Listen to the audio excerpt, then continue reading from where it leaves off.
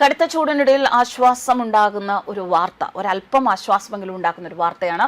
ഇത്തവണ തെക്ക് പടിഞ്ഞാറൻ മൺസൂൺ സാധാരണയിലും നേരത്തെ എത്തിയേക്കും എന്ന റിപ്പോർട്ടുകൾ. അടുത്ത മാസം അവസാനത്തോടെ മൺസൂൺ എത്തും എന്നാണ് European Centre for Medium Range Weather ഫോർകാസ്റ്റേഴ്സിന്റെ പുതിയ പ്രവചനങ്ങൾ.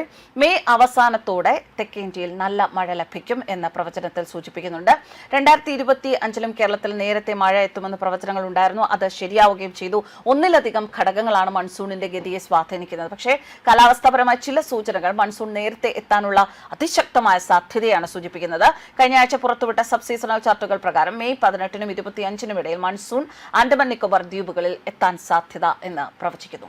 മെയ് 25ഓടെ കേരളത്തിൽ കാലവർഷം എത്തിയേക്കും എന്നാണ് ഇപ്പോഴത്തെ പ്രവചനം. അന്തരീക്ഷത്തിൽ അപ്രതീക്ഷിതമായ മാറ്റങ്ങൾ അനുഭവപ്പെട്ടില്ല എങ്കിൽ ഇതിൽ മാറ്റം വരാനുള്ള സാധ്യത കുറവാണ് എന്നാണ് കാലാവസ്ഥാ വിദഗ്ധർ പറയുന്നത്. ഇന്ത്യൻ മഹാസമുദ്രത്തിലെ താപനിലയിൽ ഉണ്ടാകുന്ന വ്യത്യാസം ഇത്തവണത്തെ കാലവർഷത്തിന് കൂടുതൽ കരുത്തുണ്ടാക്കുകയും ചെയ്യും. മെയ് അവസാനത്തോടെ തെക്ക് കിഴക്കൻ അറബിക്കടലിൽ രൂപപ്പെടുന്ന ശക്തമായ പടിഞ്ഞാറൻ കാറ്റാണ് മൺസൂൺ നേരത്തെയാക്കുന്നത്. ഈ കാറ്റ് ഈർപ്പമുള്ള മേഘങ്ങളെ ഇന്ത്യൻ തീരത്തേക്ക് എത്തിക്കുകയും കാലവർഷത്തിന് വഴിയൊരുക്കുകയും ചെയ്യും.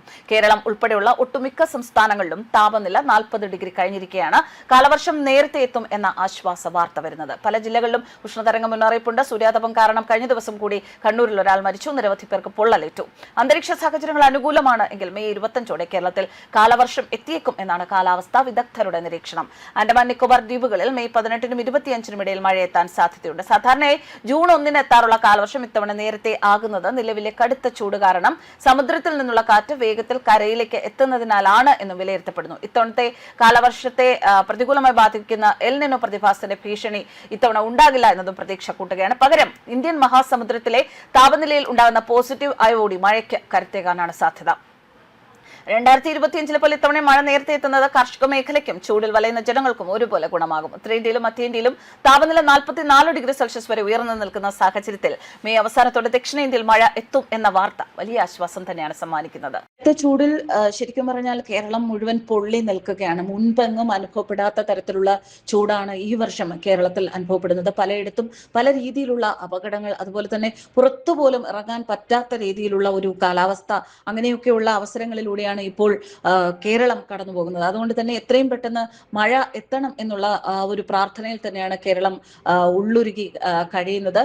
അതിനോടൊപ്പം തന്നെ വൈദ്യുതിയുടെ പ്രതിസന്ധിയുമുണ്ട്. വൈദ്യുതി ഡാമുകൾ വറ്റുന്നു എന്ന പ്രതിസന്ധിയുണ്ട്. അത് വൈദ്യുതി ചാർജ് കൂട്ടും എന്നുള്ള, പുറത്തുനിന്ന് വൈദ്യുതി എടുക്കേണ്ടി വന്നാൽ വൈദ്യുതി ചാർജ് കൂട്ടും എന്നുള്ള സൂചനകൾ നൽകുന്നുണ്ട്. എന്തൊക്കെയായാലും എത്രയും പെട്ടെന്ന് മഴ വരിക എന്നത് തന്നെയാണ് ഇപ്പോഴത്തെ സാഹചര്യത്തിൽ എന്തുകൊണ്ടും ഏറ്റവും പ്രധാനമായിട്ടുള്ള ഒരു ആവശ്യം. മഴ ഉടനെ തന്നെ എത്തും. ഇത്തവണ മഴ വൈകില്ല, കാലവർഷം വൈകില്ല എന്നുള്ളത് അതുകൊണ്ട് തന്നെ കേരളത്തിന് ആശ്വാസമാവുകയാണ്. ന്യൂസ് ഡെസ്ക് കർമ്മ ന്യൂസ്.